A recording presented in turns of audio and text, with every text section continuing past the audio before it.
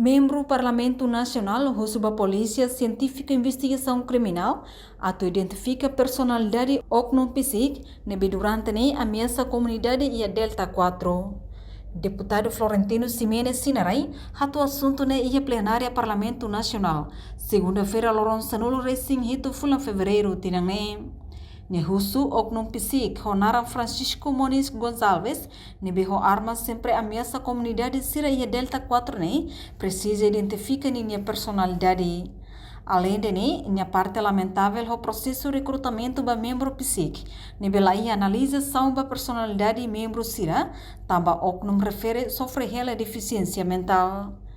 Nacional Timor-Leste, por esse tilo ela o problema e da neve acontece e a bairro Delta 4 ali a São José, Suco Comoro, cada membro psíquico ida Honaram Francisco Muniz Gonçalves sempre halo terror para a população e a bairro Delta 4 com armas nebe Lori. Senhor Francisco Muniz Gonçalves é membro Polícia Nacional Timor-Leste.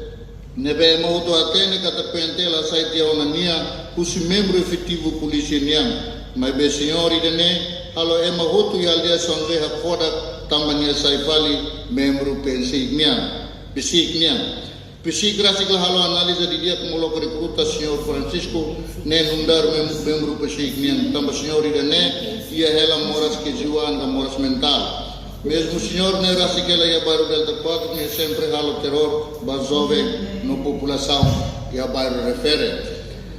Por razão de nema curso para pesquisa tu haré de dia que fale personalidade do senhor Francisco Ninian, no atu halo investigação nosso caso nebe tiro kila e a área Delta 4 no ameaça jovem Sira e a área refere. Enquanto Diretor Nacional Polícia Científica e Investigação Criminal, bolo ona oknum psíquico huri submete para identificação.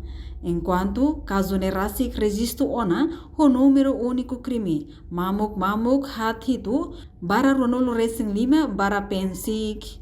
Reportagem Melda Fátima, Televisão Timor-Pos.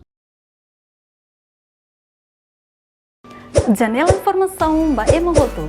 Atua tem informação atual dia Clio, kita haluha, haneham botão subscribe, like, halo comentário, no fahe tutang ba media sosial hotu.